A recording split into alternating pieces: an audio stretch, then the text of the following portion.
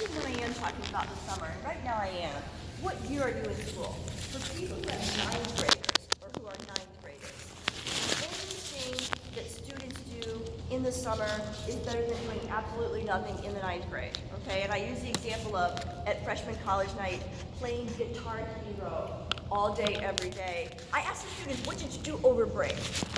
I asked the students that yesterday. Most people did absolutely nothing over break. In fact, I have barely, and that's wonderful. That's absolutely wonderful. I have no problem with that. If with a freshman, I honestly believe that whatever interests that young man or woman is perfect. Do you play a sport at a high level? If I have a child, and I'll tell you what my daughters did, swam. That's what they did in the summer. They weren't working in labs, or they didn't have internships. Now, I'm not really recommending that. I actually think my daughters swam too much in the summer. One of my daughters would go to 3 swim practices a day in the summer. Basically had fun in the summer. I do think for students to think about his or her sport is a good thing in the summer. Even if you say, I'm not going to play that sport in college. If you look here, these are people who are playing their sports in college. Most people are not going to play their sports in college, but if I'm on the tennis team, I think it's good to take some tennis lessons.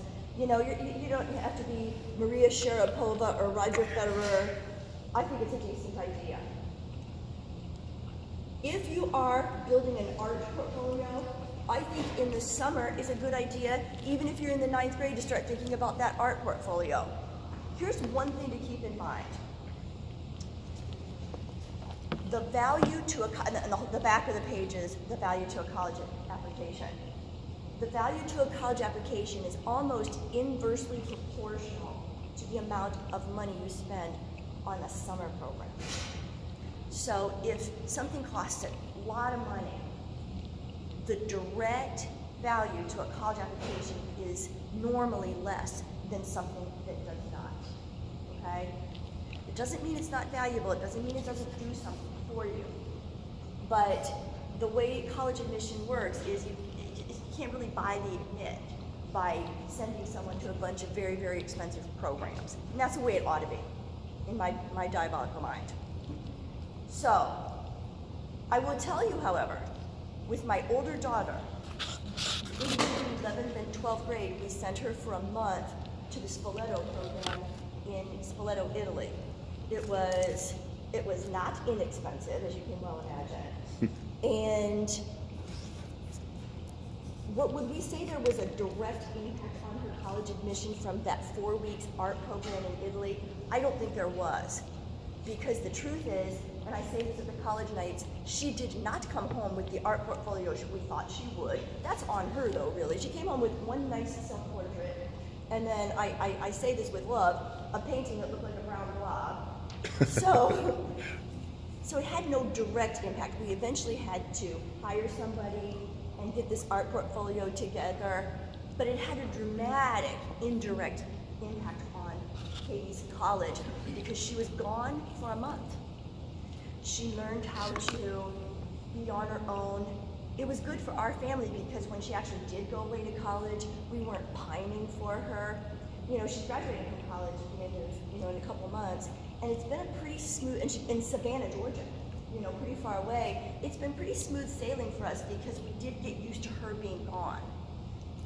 And also it was good for her to get out and about and meet some new people she still hangs out with. We were in London this summer. She met up with somebody she met from Spoleto. It was a good experience, but to say that it had a direct impact on college admission, it did not. So that's what I want you to realize. You're going to pick, you and your child are going to pick the right experience. You are, for your child. But to say that something has to be really expensive, it really doesn't. She could have gone out and about here in the Detroit area. She would have had a better art portfolio, I'm positive, had she spent those 4 weeks with her drawing coach, right? So I just want you to think that this is not really cut and dried. So I'm talking about ninth grade now. Anything that you do in the ninth grade, I think is very positive. We're going to get these career assessments back in about a month. A lot of ninth graders, 10th graders did the career assessments. And for a whole handful of students, it's going to come out that they're not interested in anything and don't think they're good at anything, okay? And then I give them a talking to, and it's actually a valuable conversation. But when I see that, I know that that student needs to get out and about a little bit, whatever that means, out and about. It doesn't mean an expensive international program. Even if it means, you know, going to visit Aunt Betty in Syracuse and learning a little bit about the plastics industry, to me that's out and about. Very valuable, probably. So especially with young people, I will tell you I'm getting more and more of these career assessments back where the students say that they are not good at anything and don't have any interests. And I've been doing this for 11 years. And I do kind of wonder what's happening. Is it the video games? Is it, I'm not really sure. What'd you say? Sorry, mumbled under social media. Social media, there you go. I'm so glad I'm not a young person today because I really would be all wrapped up in social media. I'd have everything that's going. I think the kids are more critical to themselves nowadays. They compare their own talent to the probably the best one in the whole area or in the whole country, in the whole world. Right. So they think they don't have any talent. I think that's true. I think that people compare themselves very incorrectly to people and find themselves to be way less than other people when I'm going, actually, there's nobody I've ever talked to at Detroit Country Day School I couldn't find some strengths or something that they could do in the summer or during the school year to enhance their profile. Okay, here's another thing. If I want to go into certain fields, or even if it's not, let's say I know I want to be a physician. A lot of students here want to be physicians, and I think they will be physicians. But I have this interest in something. Maybe I'm a Civil War reenactor. Maybe I do have a giant art portfolio. But I don't want to do that for a living. I can tell you what I want to do for a living. Now that may change in college, right? I would still very much, I've had students come in and say, I have a clothing line. I design a clothing line.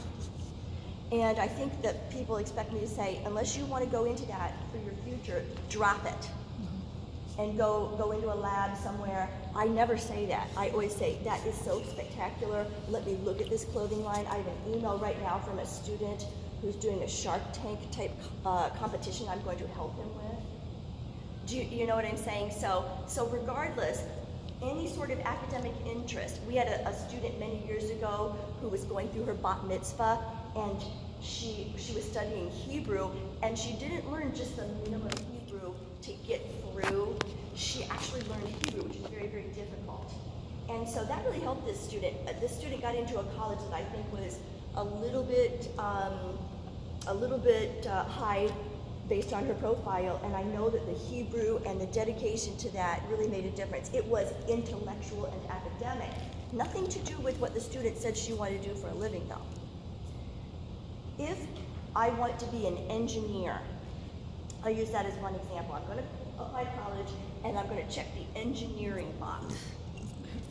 I think I will always try to help a student find something outside of school that has some experience with engineering. Would it be computer programming? Sometimes it is computer programming. We have computer programming courses here, so that really is a lot.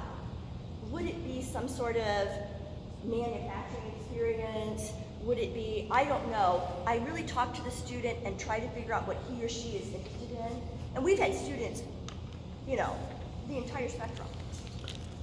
The important thing about these experiences is that students can talk about it. So one of my advisees who graduated last year had a Ford internship.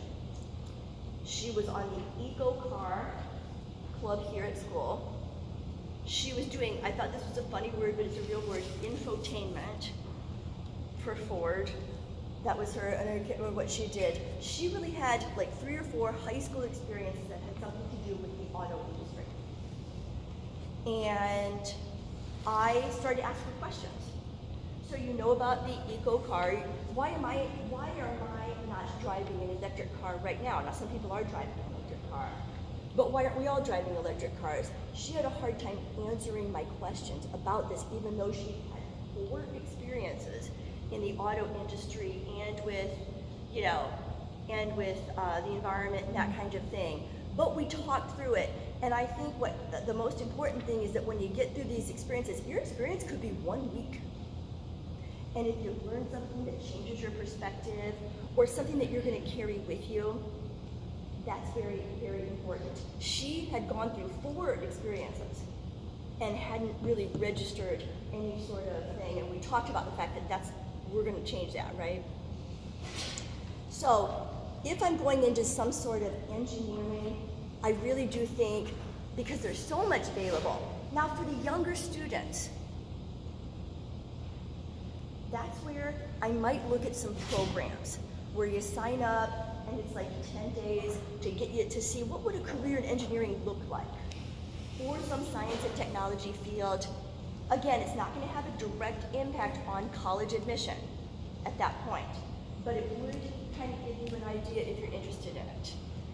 It's very difficult for us to have a successful engineering application to a competitive school like a University of Michigan if the student has no experience. And Josh, pop in anytime. And this experience does not have to be huge, okay? Just something conversational so that when you're interviewed, you can show that you thought about this. After 10th grade, we recommend visiting colleges and doing some test preparation. We do not recommend test preparation in the 9th grade. Now I know a lot of people do test preparation in the 9th grade, and I'll never tell you that what you're doing is wrong. You know your child. My children would not have done test preparation in the 9th grade if I told them, I will buy you not 1 pony, but 10 ponies if you do this. They would not do it, okay? We really believe that in the first 2 years of high school, you should concentrate on your schoolwork. Test preparation honestly should not take years, right? When I say should, I mean, we hope that test preparation doesn't get in the way of your schoolwork. So we think that after 10th grade is when students should start preparing for the ACT or the SAT. And we have a coffee on this. What should I take, the ACT or the SAT? It's not an easy question. We talk to the students. Everybody in the 9th or 10th grade, with a few exceptions, has a pre-ACT score and has one PSAT score. So we can see if one test is a lot stronger than the others. Typically it's not.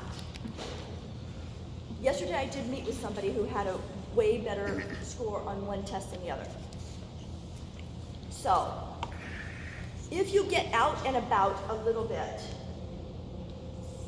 it helps with your maturity, your confidence, your outlook on life. This should always be sincere. Now, how much sincerity when we're talking about 14 and 15-year-olds, right? If they really do want to sit and play video games all day, and I was actually, this holiday, I watched a show that I've never seen before. Have you watched The American Ninja? Has anybody ever watched those shows? There's a Ninja Child show. Has anybody seen it? There's a 9 and 10-year-old category, an 11 and 12-year-old category. And I'm thinking this would be really kind of dumbed down ninja because these are children, little children. They give the height, like 4'3", 4'11". They're not that dumbed down. These young kids can, they can do the ninja, what do they call it, the obstacle course. They can do it, in fact, better than the adults in many cases. And I was watching these children thinking, would I love to be the college counselor for any of these kids who were doing this ninja stuff? I really think you pair that with something and you could really, I mean, certainly it's a person who's got a spirit of adventure, right?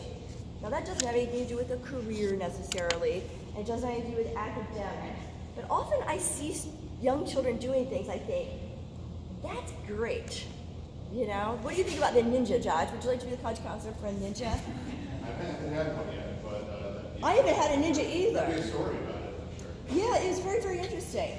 So, and the one, I don't want to give you any hope, but one of the announcers said, well, this boy plays a lot of video games, so he's got great hand-eye coordination. He might win this whole thing. And I thought, oh, God. But, so we're not trying to discourage you. When your child gets into the 11th grade, and they're actually meeting with his or her college counselor, it really does help if the student has had some experiences, is able to communicate with Mr. Greenwald, Mrs. Sandoval, or Mrs. Pankela. Something. This is what I'm thinking about career-wise. You're not married to any career. Even all through high school, you're not married to any career. That's a ridiculous idea. Even the career assessments is just a beginning for us to start talking to the students.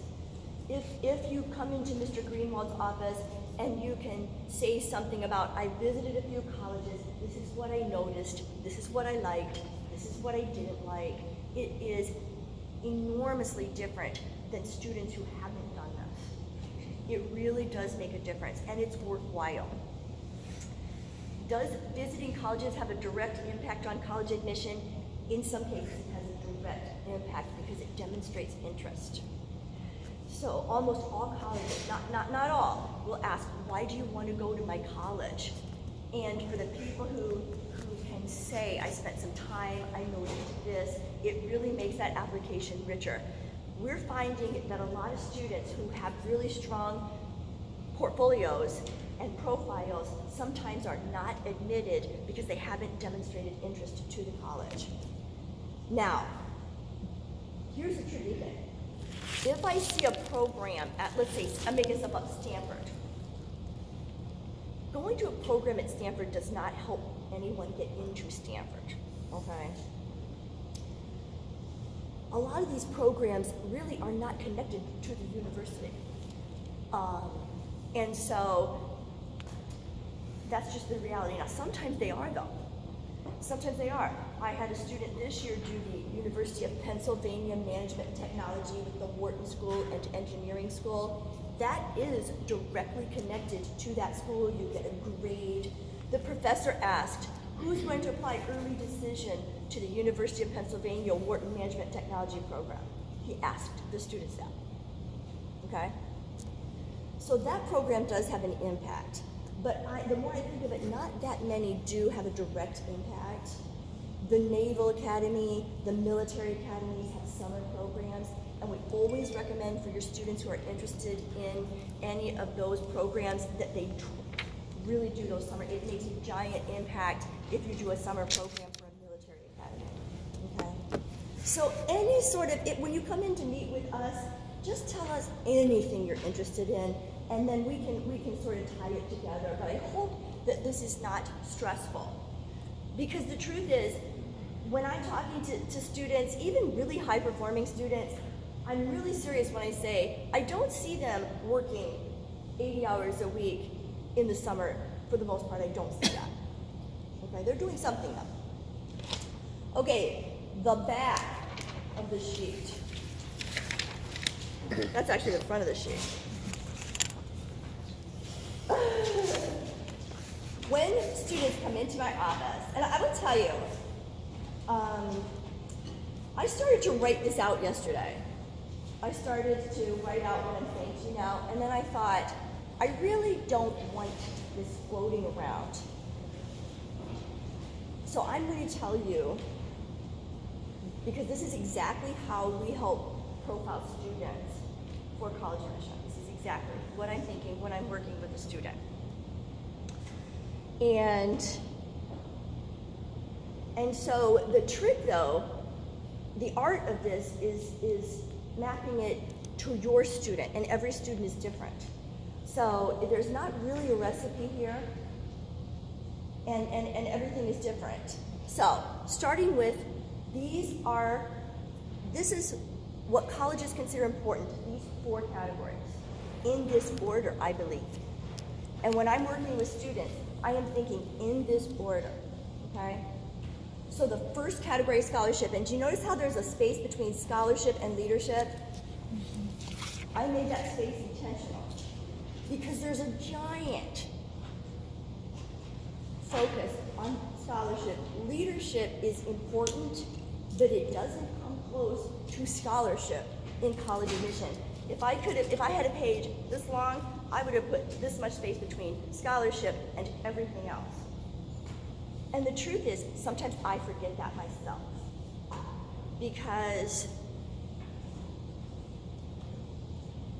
I don't know. In my mind, I think that I know that our students would do well in college, no matter what college they go to. I don't have any fear of country day students because of our curriculum and because of this environment having a hard time in college. So to me, their scholarship always looks good to me.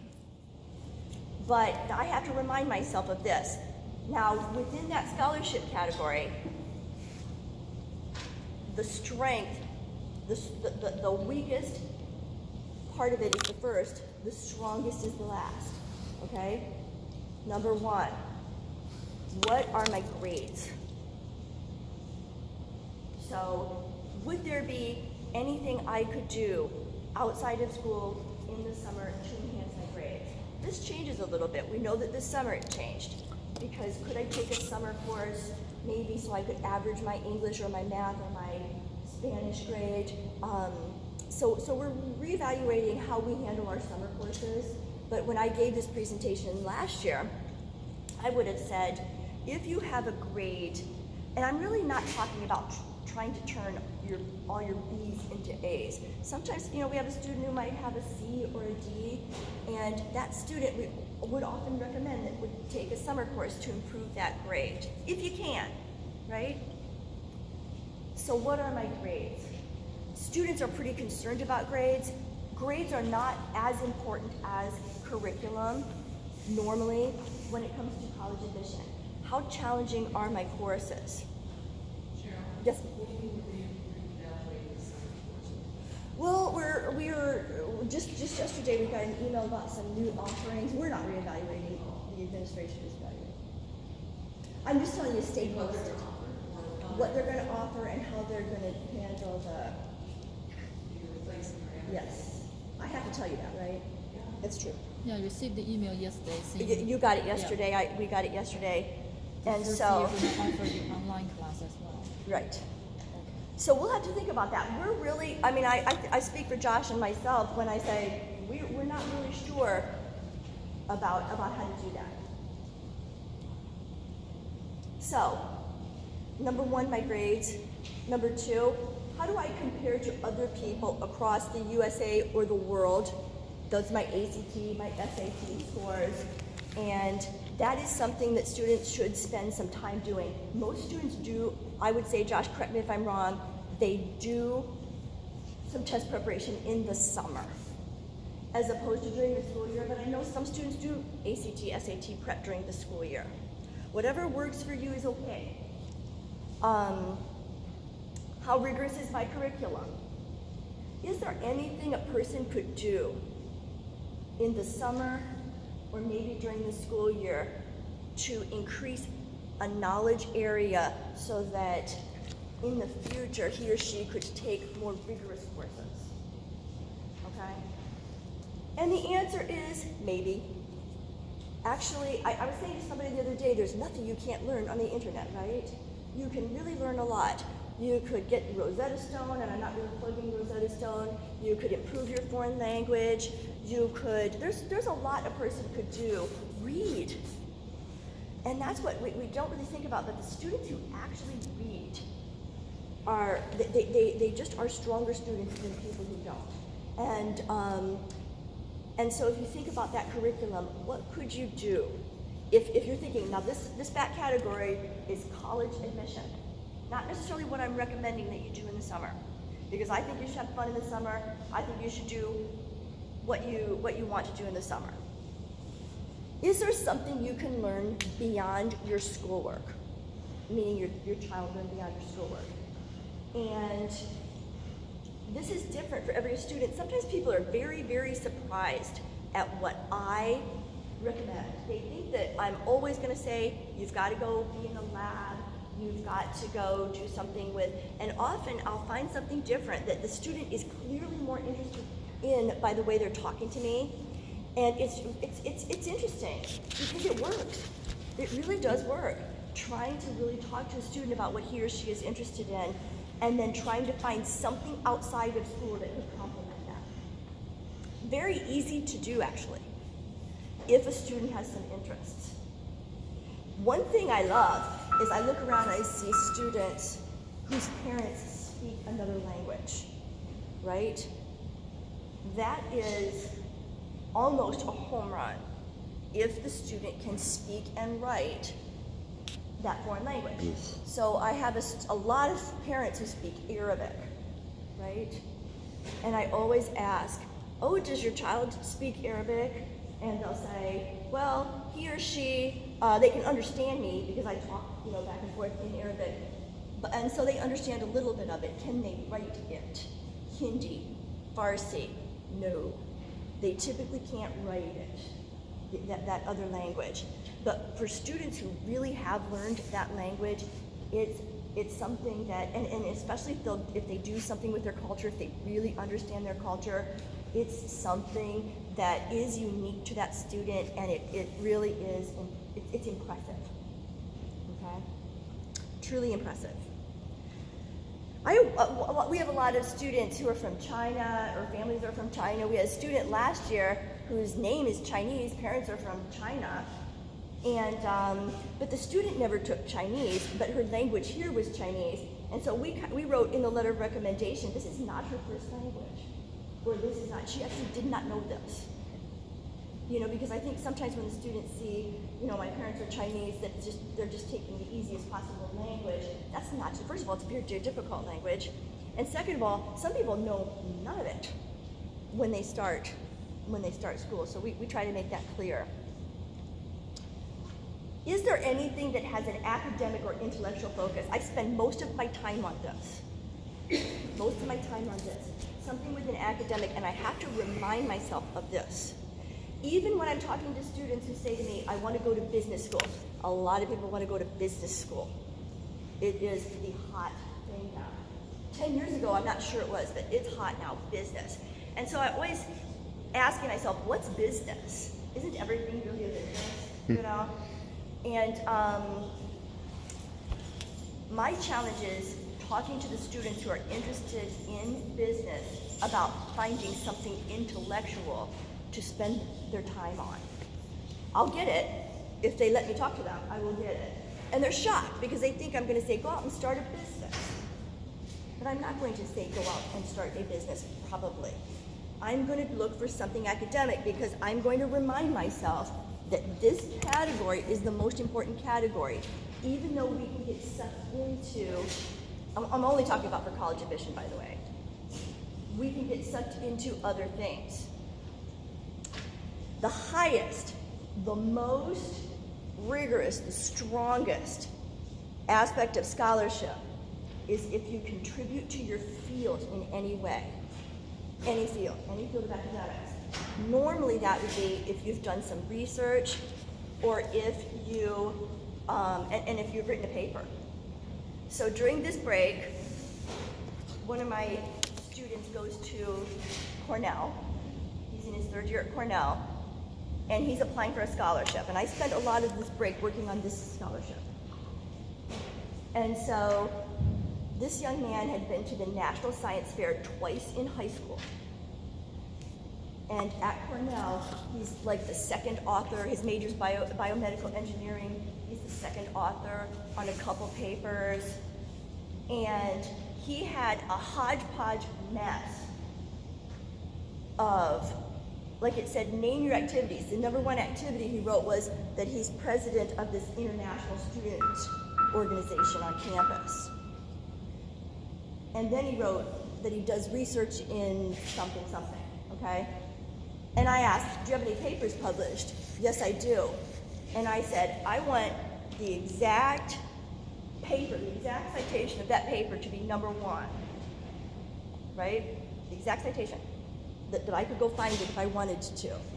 Then we're gonna go down with the other things. But even after all this, we have to remind ourselves that this is number one.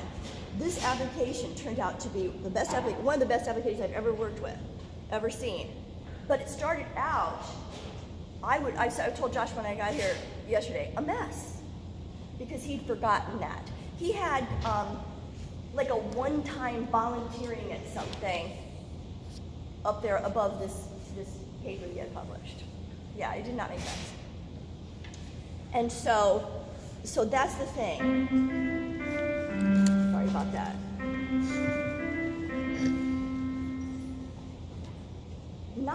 everybody is interested, as all these students find into the computer science class, not everybody is interested in science and technology. They're just not.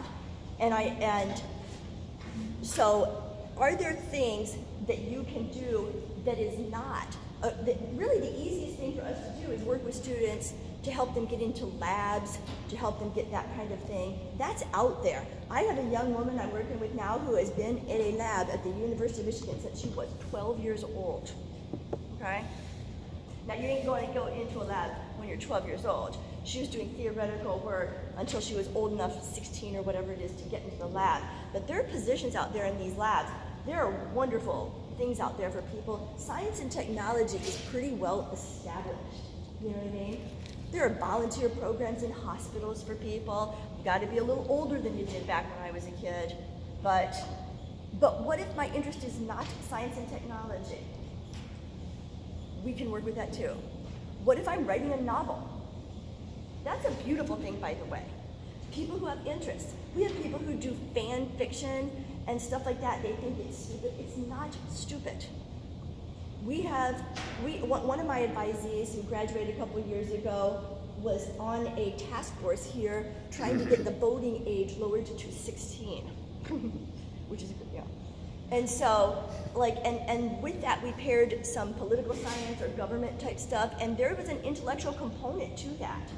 She's not interested in science and technology. Any subject that you pick, we can find something that is intellectual if you really want to do it, okay? The next category is leadership. And I think when we think of leadership, it's like, am I the president of my class, okay? And when you get elected to things, it's really good to be elected to things because it shows that people will vote for you. It shows that people have a regard for you. But when I'm talking about leadership, we really are talking about impact. Like, what would the school be like if you weren't here? What do you do for the school? And so, I tell the story all the time. We had a wonderful young man who was always on class board. And then all of a sudden he just didn't get elected. You know, I forget what grade, 11th grade, 12th grade, but basically in the 12th grade he was not elected to class board. I walked into the school in August and he was painting the class mural. And I said, hey, what are you doing? He said, oh, I'm painting the mural. The class board asked me to do it. And I said, that's going in your college application. The fact that, you know, and not to say he didn't get elected, but the fact that he's contributing. It's not necessarily, and I talk to your students about this. Here's what I tell them if you really want to hear. There's going to be a time in your life when you're not going to get picked for something. And it's going to be outrageous, okay? You're going to think you're the only person. You should have been picked. You're the only person on the team who even knows what's going on. You're the best player on the team. You've been in this organization for 3 years and you've been holding this thing together forever, right? And clearly you're going to be the editor, the president, the captain, you know, the star. You're going to get the lead in the show. And then the stuff comes out and somebody else gets it. Does that happen all the time? And you're just as mad as heck, right? And I tell the story. Every year when the editors of the newspaper or the yearbook, when they list those people, I have tears in my eyes. Tears. And I tell the kids, don't behave badly. Don't behave badly. Don't let anybody see you behave badly. Come find an adult, find me. I don't mind complaining, you know? Find your advisor, find somebody to talk to. But what I don't recommend is that you say this. There is no way that I've been in this organization all these years, there's no way that I'm going to be the vice president, the managing editor, I quit, okay? I quit. And I'm going to start my own club where I'm the president because it's more important for me to have a title, the president, or the chair, or the captain, or whatever. That is not the case. And I'm telling you that not to be, I tell you kids all this, they've heard all this. Every one of these children have heard this. Because when I meet with the students in the pizza lunch, think differently about this. You can have a big impact as the section editor, a managing editor, not the captain, a senior, impact player.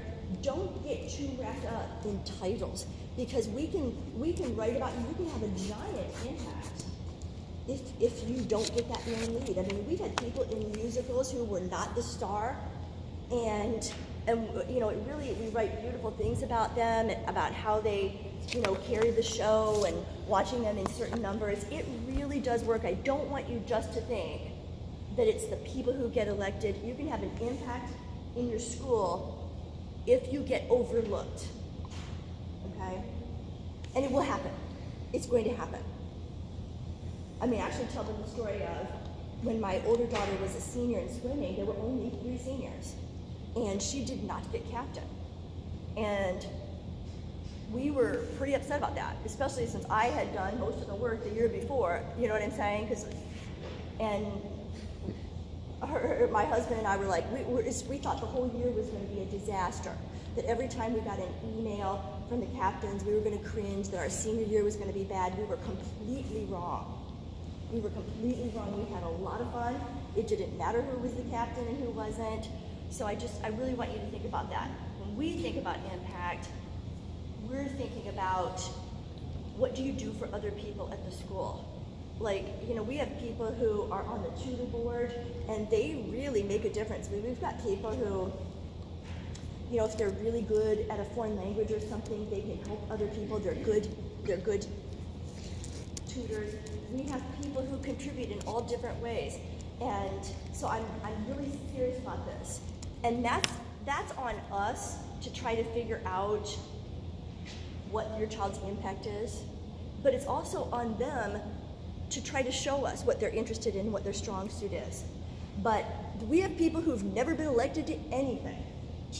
We can still demonstrate impact on the school. They're the president of nothing, okay?